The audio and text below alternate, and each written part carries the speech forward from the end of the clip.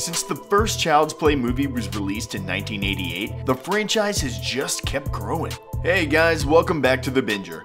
Child's Play is a cult classic among fans of the genre, who just love that maniac doll. His evolution is quite a sight to behold, so join us as we take a look at the creepiest Chucky dolls in history. Don't be scared!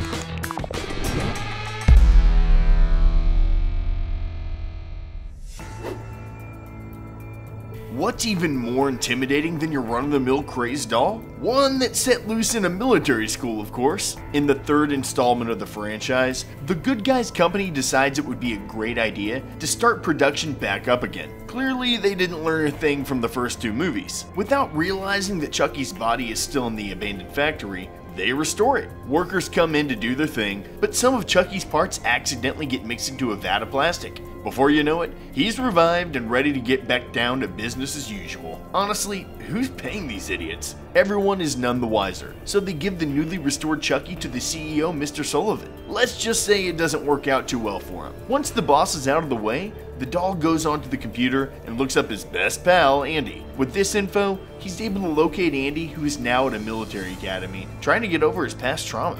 While Chucky doesn't look much different in this movie, there's something about him that's quite unsettling. In fact, he's a lot funnier than he was in the previous outings, which is kind of unnerving. His one-liners, coupled with his outright refusal to be beaten, earns him a spot on this list. Plus, the movie climaxes in a haunted house installation at a local carnival, and that has eerie written all over it.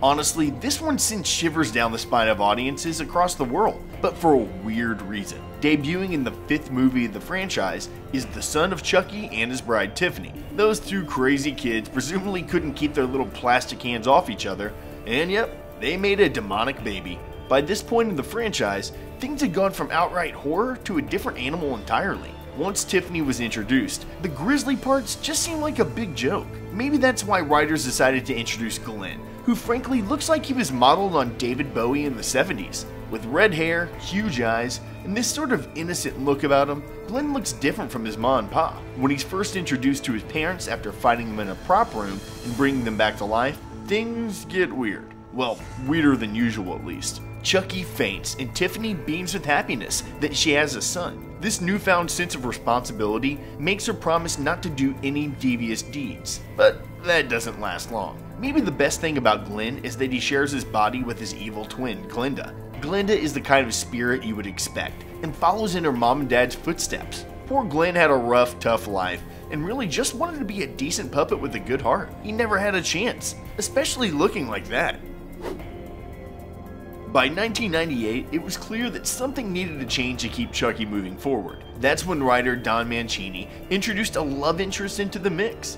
Tiffany isn't the kind of gal you'd expect to see playing a romantic lead in a movie, but that's what worked so well. Tiffany was the girlfriend of Chucky when he was in his human form. Eager to reunite with their lost lover, she worked some voodoo magic to bring the fallen doll back to life. Her plan works, but it has consequences, as Chucky pushes a TV set into her bathtub and moves her soul into a bride doll. And then there were two.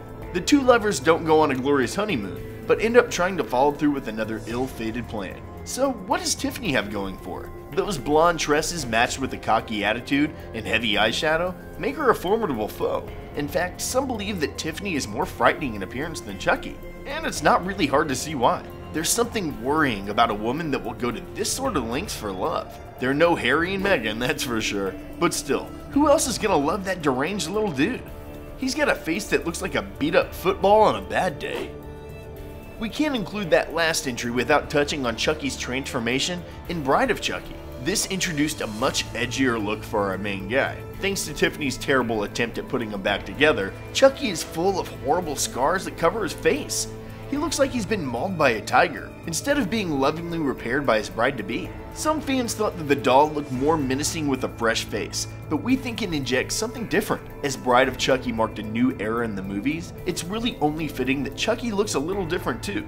Plus, considering what he's been through, it had to happen that way. He can't go to the emergency room and get his cuts glued back together. It's just not how it works. There's also an element of Frankenstein's monster about his transformation. Although in the book, the monster was actually a decent guy. He just wanted to be normal and be accepted by society, but they wouldn't let him. Chucky, on the other hand, he just wants to make some noise and smash the patriarchy, like any regular old kid's toy.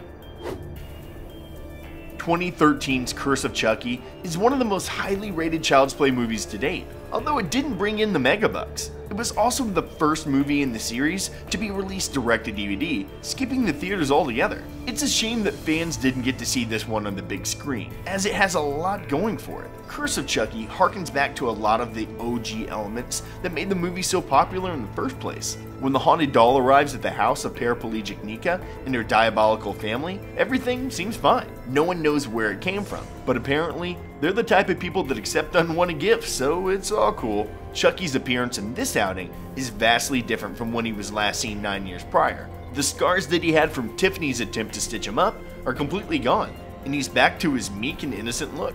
Complete with freckles and that cheeky smile, he goes about his business picking off the fam one by one. And the creepiest part? When one of his victims peels off his fake skin to reveal the scars lurking underneath. As if it wasn't bad enough that he's a criminal mastermind, now he's a master beautician too? Anyone or anything that's able to apply makeup with that level of skill can't be trusted. Chucky peels the remaining makeup off, and it's a real "here's Johnny" moment that isn't to be underestimated. Climbing up the list is the fairly recent release of The Cult of Chucky. This 2017 movie marked the 7th movie in the franchise, and while you'd expect it to have gotten pretty stale at this point, it wasn't half bad. All the usual faces were on board, including Andy, and in the last movie, a post-credit scene saw the original protagonist doing away with Chucky once and for all. At least, that's what we thought. In fact, Andy decided to keep the little monster's head and give it the odd poke as payback for all his crimes. Seems like a great idea, but as we know, very little great ideas are in these flicks. Andy also realizes that the little devil has transferred his soul into numerous bodies at the same time. Who knew he was so smart? There's safety in numbers, and at one point, 3 Chuckies team up to commit unspeakable acts. The decades-old franchise needed something like this to keep audiences entertained, so it kinda worked well. What's not creepy about that? The way the series has evolved has been a brilliant thing to watch. While there have been some questionable outings, on the whole, Chucky as a character gets more entertaining. However, we've gotta throw it back to the first movie with this one. Without the original Child's Play, nothing else would have been possible. The Chucky doll appears just like any other doll, but it's not really about what he looks like that makes him so formidable. In the more recent movies, Chucky just goes for it. There's not much of a teaser there. In this flick though, he doesn't show the extent of his powers until halfway. Up until that point, there's a lot of sly moves and the audience is left guessing. Does he look scarier in other movies? Absolutely. But there's a charm to this 1988 version that was never matched.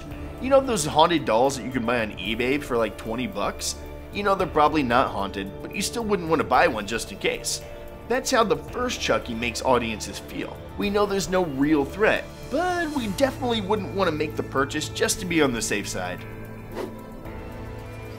A reboot was first discussed back in 2008 when the creator Don Mancini confirmed it was in the works. However, it was dropped a couple of years later. MGM picked up the concept and made it into something completely different with the help of the people behind the It remake. This Chucky is new and benefits from a larger budget than the previous outings, probably because they're made by different people. His face is largely enhanced by CGI, giving him a chillingly realistic look. He has all the elements of what we know and love about the doll, but he's just been given the Hollywood treatment. His face is a little rounder, his features a little more prominent, but there's no mistaking him. As this is a reboot of the first ever movie, his characteristics are different from the Mancini movies. While actor Brad Dourif stepped away from the role this time around, they found a very worthy replacement. Mark Hamill, aka Luke Skywalker, aka the Joker, voices the new and updated Chucky. Hamill brings something new to the table that makes Chucky feel familiar and yet totally unique. It's this, coupled with his makeover, that makes him one of the creepiest Chucky dolls in cinematic history. Hats off to the production staff too. This could have so easily stanked the place up and sullied the Chucky name. Instead, they brought the world's best known doll into the 21st century with a bang. Good luck sleeping tonight, you might need it. Which Chucky is your favorite? Sound off down in the comments. And before you go crying to your pillow, be sure to give this video a big thumbs up and hit that subscribe button too, so you stay up to date with everything from us here at The Binger. And until next time, Thanks for watching. We'll catch you in the next video.